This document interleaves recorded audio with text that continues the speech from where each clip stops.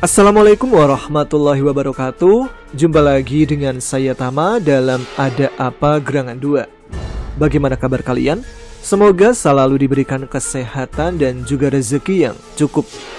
Di Ada Apa Gerangan 2 ini saya akan membacakan kisah-kisah mistis bersambung. Dan kali ini kita lanjutkan cerita yang ditulis oleh Bang Hendra Wiguna tentang pendakian Dani mencari jasad sahabatnya yang bernama Angga di Gunung Ciremai melalui jalur ilegal. Nah, seperti apa akhir dari cerita ini? Karena episode kali ini merupakan cerita terakhir dari pendakian Dani. Langsung saja, teman-teman Ada Apa Gerangan, ceritanya mulai dari sini.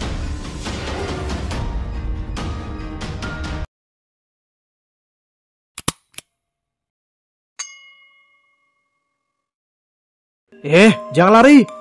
teriaknya. Namun sekencang-kencangnya, Dani yang memang sudah lelah berlari tak sekencang mereka yang masih dengan kondisi badan yang bugar. Hingga satu dari mereka berhasil menyusul dan langsung menerjang dengan kakinya sampai Dani terjatuh. Kemudian mereka menangkapnya. "Apa yang akan kalian lakukan?" teriak Dani. Tapi mereka tak menjawab. Dia dapat melihat wajah-wajah itu yang tampak kesal dan jengkel kepadanya. Dani tahu mereka sedang menyembunyikan sesuatu dan ada hubungannya dengan mayat-mayat itu. Sambil menodongkan senapan, mereka lalu memaksanya untuk berjalan di depan, mengikuti satu pendaki di depan. Tentu saja Dani sebenarnya tahu apa yang akan mereka lakukan. Hal itu membuatnya sedikit agak takut dan panik. "Apa kalian yang membunuh mayat-mayat itu?" Akhirnya Dani pun menanyakan juga pertanyaan yang bergumul di kepalanya. Satu pendaki di depan menengok ke belakang untuk melihat Dani. Wajahnya sinis. Kemudian dia mengangguk untuk menjawabnya. "Kau sudah tahu terlalu banyak," ucap pendaki di belakang Dani. "Sudah tahu apa?" tanya Dani pura-pura bego. Namun mereka kembali tak menjawab. "Kenapa kalian membunuh mereka?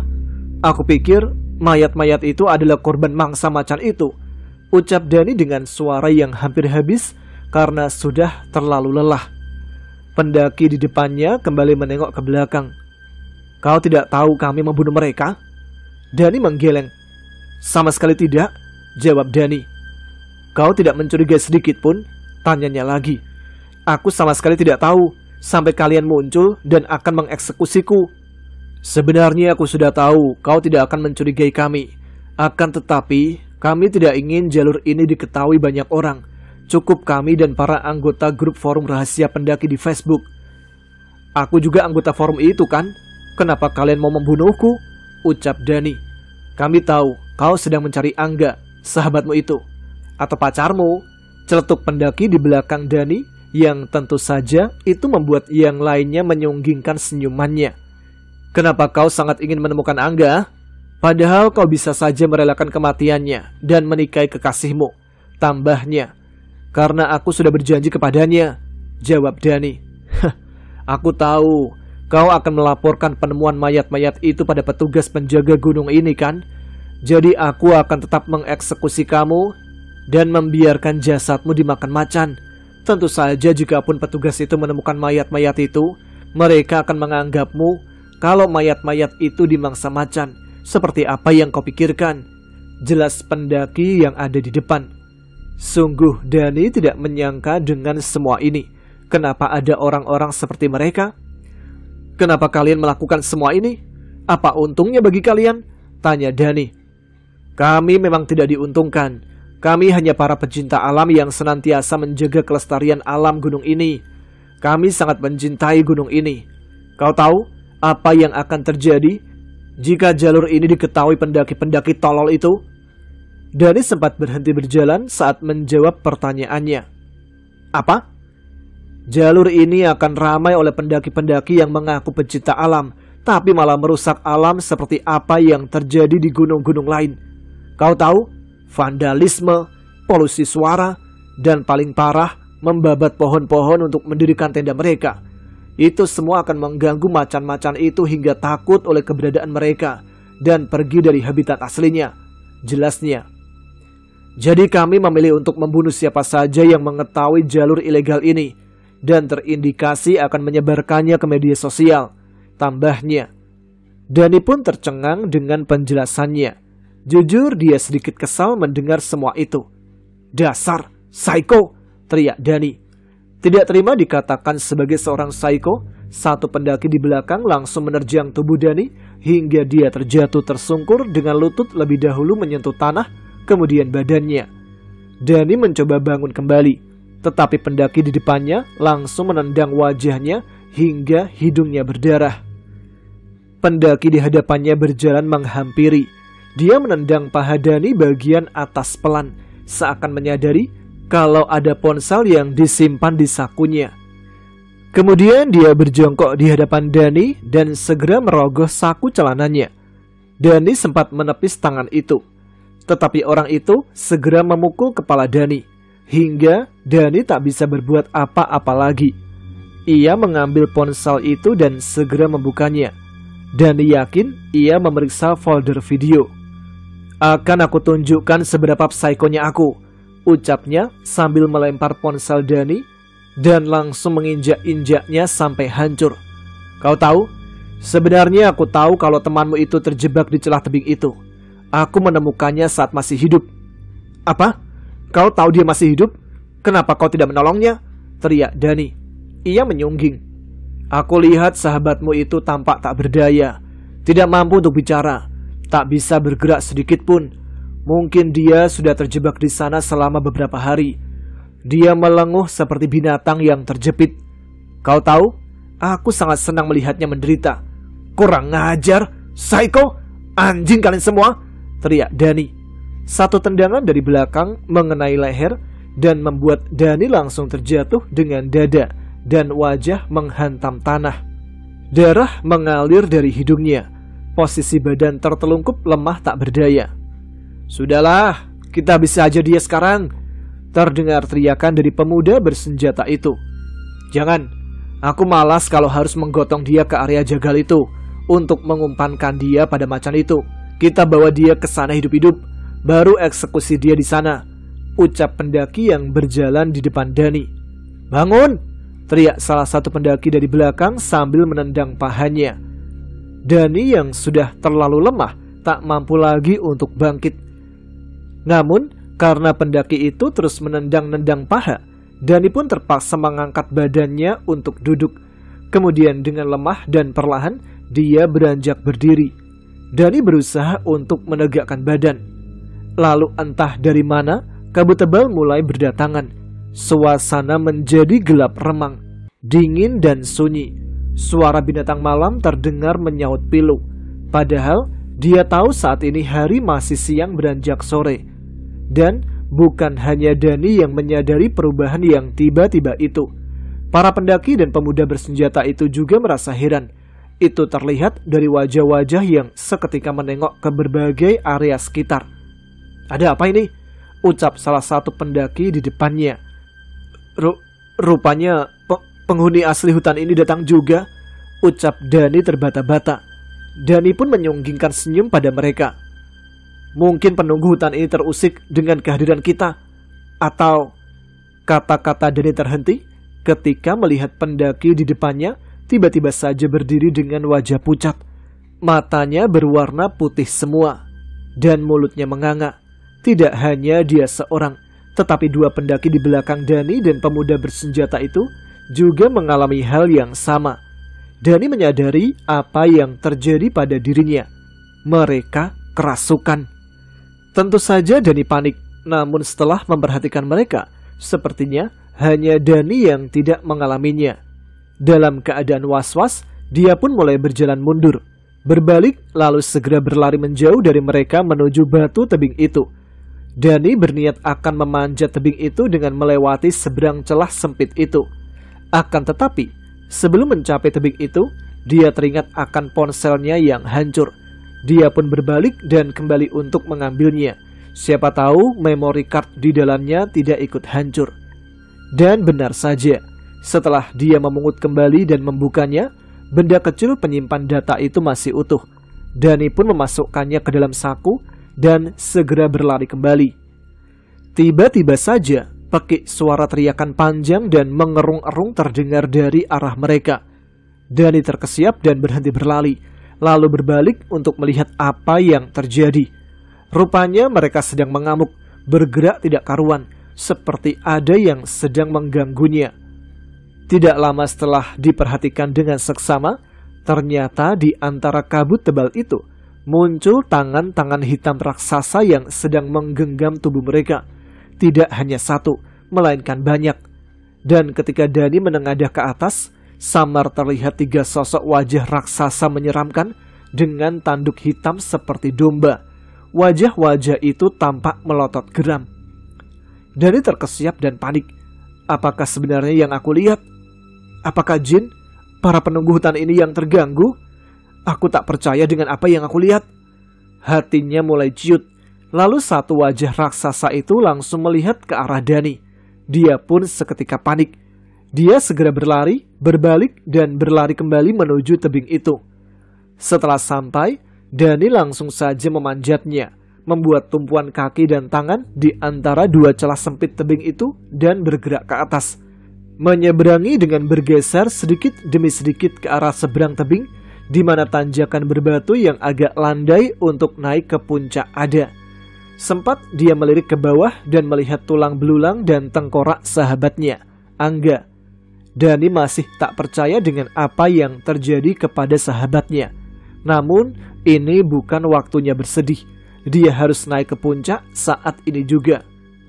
Setelah sampai di seberang tebing, dia pun langsung saja memanjat kembali, bergerak naik melalui tanjakan batu itu, mendaki dan mendaki.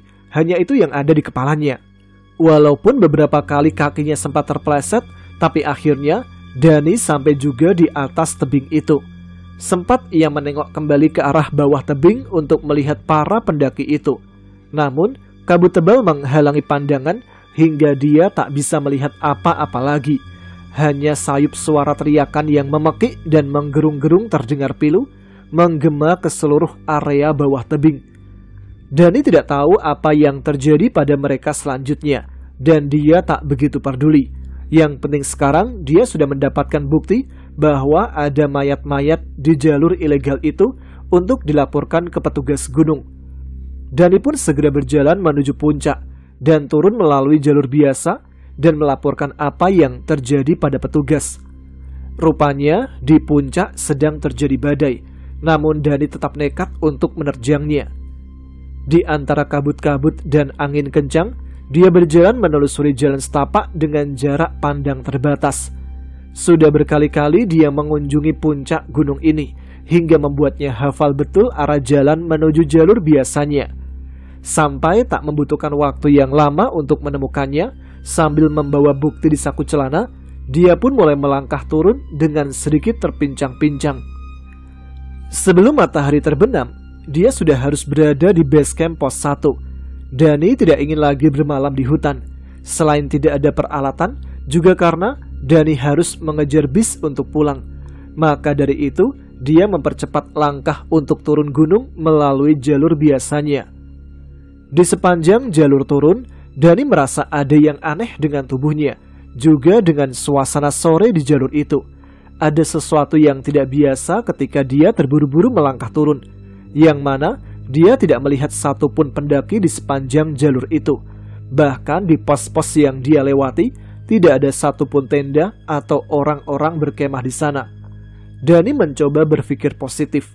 Mungkin karena hari itu memang hari kerja, di mana tidak akan banyak orang melakukan pendakian. Namun tiba-tiba saja, dia melihat penampakan-penampakan para pendaki dengan wajah pucat membusuk di sepanjang jalur turun, yang membuatnya terkejut sampai terjatuh terguling-guling ke bawah, dan akhirnya tubuhnya menghantam pohon. Dani tersungkur di antara akar-akar pohon yang mencuat, kemudian terperanjat melihat para pendaki itu. Ingin sekali dia mengabaikannya, tetapi wajah-wajah mereka tampak sedih, seakan meminta pertolongan dari Dani. Siapa mereka? Batinnya. Mungkinkah mereka adalah para pendaki yang ada di sepanjang jalur ilegal itu? Mereka minta bantuanku?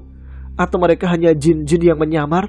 menyerupai para pendaki yang hilang, tersesat dan mati. Dani menatap nanar mereka yang tampak sedih. Namun sekarang tidak ada waktu untuk itu. Tidak ada waktu untuk memikirkan mereka. Kemudian dengan tubuh yang masih lemah dan kaki sedikit terpincang, Dani pun bangkit dan mulai melangkah kembali. Dia terus berjalan turun dengan tergesa-gesa, menelusuri hutan, melewati batang-batang pohon, melompati akar-akar yang seringkali mencuat dari tanah. Dia sedang berusaha agar saat sampai di base camp, hari masih terang, agar dia bisa langsung pergi setelah melapor pada petugas.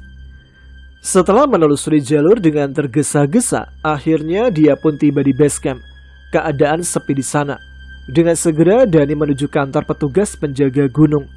Namun ketika berada di sana dan akan melaporkan, entah kenapa dia diabaikan oleh mereka. Dengan kesal Dani memanggil-manggil mereka, tetapi seperti tidak didengar. Tentu saja Dani geram dan kesal. Dia yang sudah dalam kondisi lemah dan sudah lelah, terus mencoba memanggil mereka di dalam kantor simaksi pendaftaran. Namun entah kenapa, tidak ada yang mau menerima, bahkan tidak ada yang mendengar, seakan-akan mengabaikannya. Mungkin mereka sudah tidak mau lagi berurusan dengan Dani karena kelakuannya di masa lalu. Senja mulai menyingsing, cahaya jingga mulai mewarnai langit. Di sela-sela rimbunnya pepohonan, matahari perlahan tenggelam di ufuk barat, seakan menemani jiwanya yang sudah lelah dan menyerah pasrah, kemudian tersungkur di tengah-tengah area perkemahan tanpa ada yang memperdulikan. Dani tidak tahu apa yang harus dilakukan. Sayup terdengar suara azan maghrib bersautan dari arah bawah yang merupakan pemukiman warga. Dia masih tersungkur pasrah, kemudian menengadah menatap langit yang sudah benar-benar gelap. Lalu seketika itu, tiba-tiba saja seorang pria bergamis hitam dan ikat kepala batik menghampiri dan tersenyum kepadanya. "Kau?" panggil Dani. Pria itu terus tersenyum lalu mengangguk. Dani pun beranjak berdiri. "Tolong aku perlu tumpangan ke bawah," pintanya, berharap pria itu bisa menolongnya. Namun pria itu belum mau menjawab, tetapi ia kemudian berbalik dan berkata, "Ayo ikut aku, nak." Dani pun mengangguk pelan. Tidak lama kemudian, pria bergamis itu menuju kendaraan beroda 4 berupa mobil pick-up berwarna putih. Dani mengikutinya dari belakang, sampai mereka naik dan langsung meluncur dari parkiran. "Aku tahu, masih ada yang kamu perlu lakukan, nak," ucapnya sambil menyetir mobil menelusuri jalan setapak di antara kegelapan. Hanya lampu sorot mobil depan menerangi jalan. Dani menengok ke arahnya yang sedang menyetir mobil pick-up. "Mereka mengabaikan dirimu karena sebenarnya kau sudah..." Pria itu tidak menyelesaikan kata-katanya. Karena penasaran, lantas Dani bertanya. "Kenapa?" tanya Dani. Mereka saling pandang sekejap. Wajahnya menyiratkan sesuatu yang dicurigai, bahwa Dani memang sudah mati. Dan Dani pun tertunduk. "Kau orang baik. Kau mau mempertaruhkan nyawa untuk mencari kawanmu itu. Sepertinya jin penghuni gunung ini mengizinkan kamu hidup kembali nanti dengan menjaga jasadmu," ujar pria tua itu. "Maksudnya?" tanyanya heran.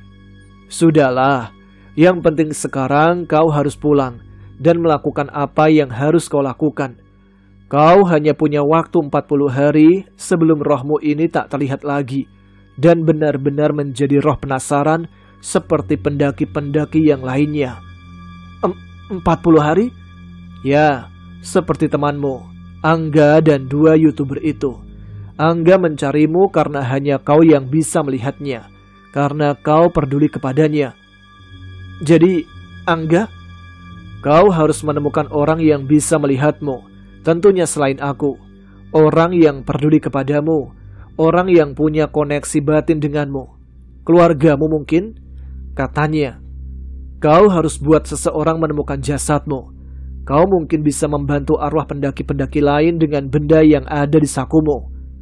"Oh, baiklah," ucap Dani. Dia sejenak termenung. Sejak pertama melihat pria ini, Dani sudah merasa ada yang aneh kepadanya, tapi dia tidak tahu siapa dia.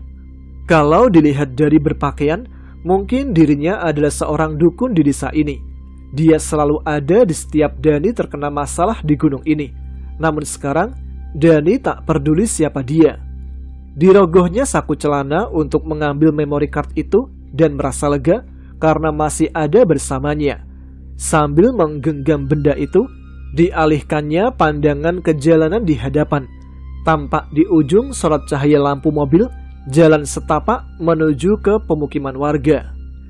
Kemudian direbahkannya punggung pada sandaran kursi, mencoba untuk mengistirahatkan tubuh yang sudah sangat lelah dan mulai mati rasa. Satu hal yang tidak Dani mengerti, jika benar dia sudah mati, sejak kapan dan di mana? Terlihat kakak perempuan Dani duduk di kursi depan rumahnya. Sesekali matanya melirik ponsel yang ada di atas meja. Wajahnya tampak gelisah. Dani tahu dia sedang menunggu kabar darinya. Sebab sedari kemarin dia diberitahu oleh calon istri Dani bahwa Dani tak kunjung datang ke Surabaya. Dani pikir kalau kakaknya akan bisa melihat Dani, tapi dia salah. Semenjak semalam, setelah Dani diantar pria berbaju hitam dengan ikat kepala itu dan tiba di rumahnya, ia sama sekali tak menyadari keberadaannya. Entah kenapa. Sekarang Dani hanya bisa menunggu kakak perempuannya melihat kartu memori di atas meja itu, beserta kertas bertuliskan instruksi agar dirinya melihat video rekaman itu. Hingga akhirnya ia menyadari keberadaan benda itu. Wajahnya tampak heran, lalu mengambil dan mulai membacanya. Kemudian ia melakukan sesuatu sesuai instruksi tersebut. Dan betapa terkejutnya ia saat menonton video itu. Tangannya bergetar hebat, tampak tidak percaya dengan apa yang ia saksikan. Belum sampai video itu berakhir, ia sudah meletakkan ponsel itu di atas meja. Sementara telapak tangan menutupi mulut, nafasnya tersengal. Sepertinya kakak Dani sudah menyadari semuanya. Kemudian saat itu juga ia langsung beranjak pergi ke kantor polisi untuk melaporkan berita kehilangan Dani, juga melaporkan video penemuannya pada ponselnya itu. Sebelum pergi, ia sempat melirik ke berbagai sudut rumah, seperti mencoba mencari keberadaan Dani. Butuh 3 hari bagi polisi mengerahkan bala bantuan dari tim SAR dan juga para penjaga Gunung Ciremai untuk melakukan evakuasi mayat-mayat di jalur ilegal itu. 2 mobil ambulan, 1 mobil batalion polisi, serta mobil-mobil para wartawan sudah memenuhi desa tempat di mana jalur awal pendakian itu berada. Tentu saja itu semua membuat geger warga sekitar yang kemudian berkumpul mengerumuni kendaraan di parkiran. Sementara garis polisi dibentangkan agar mereka tidak mengganggu proses evakuasi. Suara riuh para wartawan memberitakan tentang proses evakuasi ini. Berita tentang penemuan mayat-mayat itu sudah menyebar sebagai berita nasional. Masyarakat ada yang mengaitkannya dengan peristiwa kesurupan massal yang terjadi beberapa bulan sebelumnya. Dani sempat melihat seorang pemuda desa yang merupakan kawan para admin pendaki itu, yang bertugas sebagai eksekutor. Dia tak menyangka bahwa pemuda itu masih hidup, dan ternyata pemuda itu bisa melihat Dani. Hal itu disadari ketika ia terkejut saat melihat keberadaan Dani di tengah kerumunan warga. Kemudian ia berlari menghindari Dani. Ingin rasanya Dani mengejarnya, tetapi dia tahu itu tidak ada gunanya. Dani lebih tertarik dengan kesibukan para tim SAR dan penjaga gunung, serta beberapa perwakilan polisi yang akan segera melakukan evakuasi, di mana Dani akan mengikutinya. Mereka adalah para profesional. Tentu saja itu menjadikan pendakian menuju keberadaan mayat-mayat itu menjadi lebih gampang. Hanya butuh 2 jam setelah mereka melewati sungai dan tanjakan terjal yang sangat panjang itu, hingga akhirnya mereka tiba. Apalagi ada video yang menunjukkan arah jalur ke sana. Sekali lagi, Dani melihat mayat-mayat itu di sepanjang jalur hutan yang lebat. Sebenarnya dia tak merasa mual seperti yang waktu itu dirasakannya. Hanya miris saat melihat mayat-mayat yang sudah membusuk itu dimasukkan ke dalam kantong-kantong jenazah berwarna kuning. Kemudian sesuatu mengganjal pikiran Dani. Tentu saja, para admin pendaki yang merupakan aktor-aktor di balik bergelimpangannya mayat-mayat itu akan bebas jika Dani tidak menjadi saksi.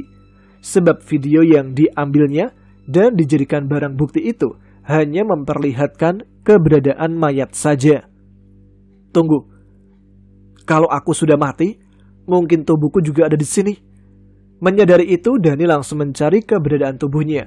Hanya saja, dia tidak tahu kapan dan di mana sebenarnya dia meninggal. Dani terhuyung-huyung masuk ke kerumunan para petugas SAR yang sedang mengangkut kantong-kantong jenazah dan memeriksa satu persatu mayat di dalamnya. Tetapi tidak ditemukan. Dani pun berjalan menelusuri jalur pendakian untuk mencari-cari di mana jasadnya, menghampiri para petugas yang sibuk dengan alat komunikasi di tangannya. Namun tak juga ditemukan. Di mana jasadku? Apa benar aku udah mati? Dani angkat tangan untuk melihat jari jemarinya, hanya untuk memeriksa keadaan tubuhnya. Akan tetapi, dia tidak tahu bedanya antara tubuh orang mati dan yang masih hidup. Yang dia tahu, mereka tak bisa melihatnya. Dalam keadaan linglung, sekali lagi dia mencoba menelusuri jalur pendakian itu lebih jauh. Namun, sore tiba di mana proses pencarian hampir selesai. Dia tak menemukan juga jasad itu. Lapor. Dari rombongan 3, di sini ditemukan satu mayat. Sekali lagi, dari rombongan 3, di sini ditemukan satu mayat lagi, ganti. Oke, kami akan ke sana, ganti. Siap, ganti. Mendengar laporan itu, Dani segera mengikuti petugas dari tim SAR dan penjaga gunung itu. Dia berharap itu adalah tubuhnya. Namun, setelah sampai di area yang dimaksud, ternyata itu bukan jasadnya. Mereka pun langsung mengangkut mayat tersebut, sedangkan Dani masih berdiri di sana mempertanyakan keberadaan mayatnya dalam diam. Lama dia berdiri, nuansa kelam masih mengelilingi hutan di sekitarnya. Sungguh dia tidak tahu harus mencari kemana lagi. Hingga ketika dia perlahan menunduk, dia merasa seseorang atau sesuatu memperhatikan. Sayup terdengar suara ranting yang terinjak di belakang. Dani menoleh dan mendapati seekor macan hitam keluar dari balik semak-semak. Dani berbalik, macan itu menatapnya. Dani yang baru menyadari kalau binatang itu bisa melihatnya, hanya bisa terdiam dan bertanya dalam hati, apa dia akan mengejarku? Tapi tidak, macan itu malah berbalik badan dan berjalan. Kemudian sempat ia berhenti dan menoleh ke belakang, menatap Dani dengan matanya yang tajam, seakan-akan ingin Dani mengikutinya. Macan itu berjalan kembali. Dengan perasaan hampa dan bingung, Dani pun langsung berjalan mengikuti. Jauh mereka berdua berjalan, hingga akhirnya binatang buas itu berhenti di sebuah area yang setelah diperhatikan, Dani merasa tidak asing. Dia mencoba mengingat sambil terus berjalan ke arah di mana macan itu berhenti, di balik pohon besar yang rindang. Dia melihat tumpukan daun-daun kering yang menutupi sebuah galian tanah. Binatang itu tengkurap di sampingnya, dengan kepala mengarah ke galian tersebut. Tunggu, aku tahu itu apa. Kemudian Dani segera menggali daun-daun kering dari galian itu, hingga apa yang dicurigai pun benar terbukti. Jasadnya ada di sana. Dani terperanjat sampai jatuh ke belakang, melihat wajahnya yang putih pucat seperti kedinginan. Mungkin dia memang mengalami kondisi hipotermia waktu itu. Dia tidak tahu bagaimana menjelaskan perasaannya. Dani sedih karena mengetahui Dani benar-benar sudah mati, tetapi dia senang jasadnya sudah ditemukan. Dani tertunduk dan menangis meski hampa terasa dalam diri. Air mata itu tak kunjung keluar. Dan yang terjadi selanjutnya adalah munculnya cahaya putih yang entah dari mana membuat silau penglihatannya. Semakin lama cahaya putih itu semakin besar hingga mengelilingi sekitarnya. Samar-samar Dani melihat macan hitam itu berubah menjadi sosok berbadan manusia, tinggi besar dengan kepala macan tetapi bertanduk. Sekali lagi Dani terperanjat. Cahaya silau itu memudar dari penglihatan. Anehnya, keadaan sekitar masih bernuansa putih terang. Siapa kamu? Dani yang terjatuh dengan posisi terduduk bertanya. sementara makhluk di hadapannya terdiam sejenak, lalu berubah kembali menjadi lebih besar, besar dan lebih besar lagi, sampai menyamai tinggi pohon di sampingnya. Kemudian ia mengangkat tangan itu, tangan yang pernah Dani lihat ketika para pendaki admin itu kesurupan dulu. Tangan besar itu kemudian bergerak ke arah Dani, seakan-akan mencengkramnya. "Siapa kamu?" Sekali lagi Dani berteriak. Tiba-tiba saja cahaya putih muncul kembali seiring telapak hitam besar itu bergerak ke arah tubuhnya, dan seketika gelap. Itu adalah kejadian terakhir yang Dani ingat. Seseorang membangunkannya dan mengangkat tubuhnya dari dalam galian tersebut. Ternyata Dani mengalami mati suri. Dia merasa lemah dan sangat lelah. Kemudian dia tidak ingat apa-apa lagi, hingga dia pun tersadar di rumah sakit beberapa hari kemudian. Setelah kejadian mati suri, banyak yang akan tidak percaya dengan apa yang dia alami lebih dari setahun lalu. Kawannya, Angga yang sudah meninggal dunia di sebuah gunung, memintanya mendaki bersama untuk menemukan jasad putra, dan menyuruhnya berjanji akan mencarinya kemudian. Dani tidak tahu kenapa arwah Angga tidak langsung saja memberitahunya tentang jalur ilegal itu, agar mereka berdua langsung mencari ke sana, ke jalur ilegal itu. Atau mungkin dia sebenarnya tidak ingin ditemukan, sebab untuk bisa menemukan jasadnya harus melewati jalur ilegal yang tentunya sangat berbahaya. Bukan hanya karena jalurnya yang memang ekstrim dan terdapat makhluk buas seperti macan, tetapi juga karena pendaki dari grup rahasia forum pendaki itu tidak ingin Dani bertemu dengan mereka.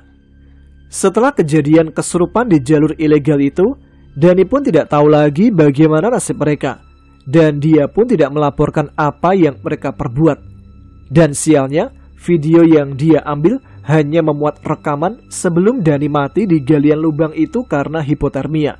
Sedangkan rekaman mayat-mayat di sepanjang jalur itu tidak pernah ada. Sampai sekarang Dani tidak bisa menjelaskan apa yang dialaminya di jalur ilegal itu setelah malam di mana dia diketahui mengalami hipotermia. Dani tidak terlalu yakin apakah itu hanya mimpi bawah sadar ketika dia mati suri dalam lubang galian itu atau bukan.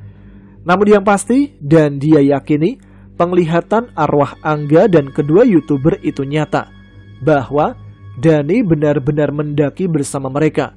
Pendaki berjaket merah itu adalah saksinya. Entah bagaimana nasibnya sekarang. Terakhir terdengar kabar, dia masih menunggu eksekusi hukuman mati.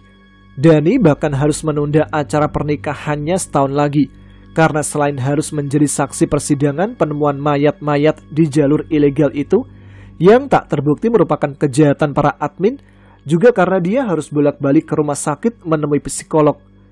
Fakta persidangan menyatakan bahwa mayat-mayat itu ada di sana karena ulah mereka sendiri, yang mana mereka nekat mendaki di jalur ilegal yang sudah lama ditutup karena berbahaya, termasuk mayat Angga yang terjepit di dinding tebing. Hasil visum pun menyatakan kematian mereka karena kelelahan dan beberapa jasad bahkan sudah termakan hewan buas. Jadi menurut dokter psikolog yang menangani Dani, kejadian setelah dia terkubur di dalam lubang galian itu, ketika dia menemukan mayat-mayat di sepanjang jalur, ketika Dani menemukan tengkorak Angga di tebing, penyiksaan oleh para admin, juga saat dia menemui kakak perempuannya, adalah halusinasinya saja. Lebih dari setahun, Dani dianggap gila, berhalusinasi dengan apa yang dialami sebagai efek dari kondisi hipotermia itu. Namun, Dani tidak terima. Iyalah, pastinya. Tetapi, dia juga tidak menafikan kalau itu bisa saja terjadi. Makanya, dia menyerah dengan keadaan, menyerah kepada dokter psikolog dan psikiater yang menangani, dan menganggap itu semua adalah halusinasi saja akibat kondisi hipotermia waktu itu. Dani sudah tidak ingin lagi mencari tahu tentang para admin forum rahasia itu, dan memulai kehidupan barunya bersama calon istrinya. Dan di hari pernikahannya, dia berjanji tidak akan mendaki lagi dan membahayakan diri sendiri. Hiruk-pikuk terdengar dari obrolan para tamu yang hadir. Mereka bergantian naik ke mimbar panggung untuk memberikan selamat kepada Dani dan istrinya. Raut-raut bahagia terpasang pada wajah mereka, termasuk kedua orang tua dan kakaknya. Ketika Dani melirik kakak perempuannya, ingatan itu selalu muncul. Ingatan di mana dia berhalusinasi menjadi arwah dan memberikan kartu memori itu sebagai bukti. Kejadian itu masih jelas dalam kepala Dani. Pertanyaan itu muncul kembali. Jika Dani tidak menjadi arwah, lalu siapa yang memberikan kakaknya kartu memori itu? Setelah selesai dengan para tamu, perhatian Dani kembali ke sosok kakaknya. Tetapi dia sudah tidak menatapnya dan sibuk dengan tamu undangan. "Apa kamu masih memikirkan dari mana kakak mendapatkan kartu itu, Dan?" tanya kakak Dani yang langsung masuk ke kamar khusus pengantin. "Iya kak," jawab Dani singkat. "Kakak juga nggak ngerti. Benda itu ada di meja begitu saja," ucap kakak. "Apa benar itu kamu atau bukan? Siapapun itu yang menaruhnya di meja, dia ingin kakak melihatnya dan menunjukkan keberadaanmu." "Iya kak." "Sebenarnya ada yang belum kakak katakan. Di hari kakak menemukan kartu memori itu, sepertinya kakak melihat sosok yang tidak jelas di halaman rumah." "Hah?" Dani sedikit terkejut. "Apa sosok itu menyerupaiku?" tanya Dani. Dia sedikit antusias karena mungkin itu memanglah dirinya saat menjadi arwah. "Tidak, sosok samar itu tidak menyerupaimu, tetapi seperti sosok seorang pria tua dengan baju gamis berwarna hitam," jelasnya. Tentu saja Dani terkejut mendengarnya. Pria tua bergamis hitam? Dani masih termenung oleh informasi baru dari kakaknya. Setelah istrinya memanggilnya lagi, Dani pun beranjak dari sana dan segera pergi setelah mengucapkan permisi pada kakaknya. Satu rombongan dari Bandung sudah datang. Mereka adalah teman-teman sekelas Dani, kawan main lama di kampungnya, dan beberapa pendaki yang dikenal di komunitas. Dani segera menyambut mereka dengan ramah. Suara riang membercandai seketika terdengar. Mereka pun larut dalam nostalgia lama. Ketika sedang asik mengobrol, tiba-tiba saja Dani melihat sosok yang dikenalnya. Seseorang seharusnya ada di antara mereka. Kawan yang Dani inginkan kehadirannya di acara pernikahannya. Angga. Dia berdiri di antara tamu-tamu undangan di salah satu sudut ruangan, tersenyum ke arah Dani. Dani pun terkesiap dan langsung berdiri. Beberapa kawan yang sedang mengobrol dengannya pun heran, kemudian menengok ke arah yang ia lihat. "Kenapa, Dan?" Dani tak lantas menjawab mereka dan terus menatap sosok Angga jauh di seberang sana. Kemudian tiba-tiba saja dua sosok YouTuber, Bang Deden dan Bang Alif, muncul di belakangnya, lalu tersenyum kepada Dani seakan sedang mengucapkan terima kasih dan selamat atas pernikahan Dani. "Kenapa, Dan? Kamu lihat apa?" tanya temannya heran. Dani masih tak menjawab, dan ketika istrinya menghampiri dan menegur, Dani langsung menoleh ke wajahnya. "Kenapa, Mas?" istrinya heran. Enggak." Dani tersenyum untuk menyembunyikan keterkejutannya melihat penampakan itu. Dia berpikir sosok-sosok itu hanya halusinasinya saja, seperti apa yang belakangan ini diyakini, sesuai apa yang dikatakan dokter psikologi. Dan benar saja, ketika Dani melihat kembali, tiga sosok itu sudah tidak ada di sana.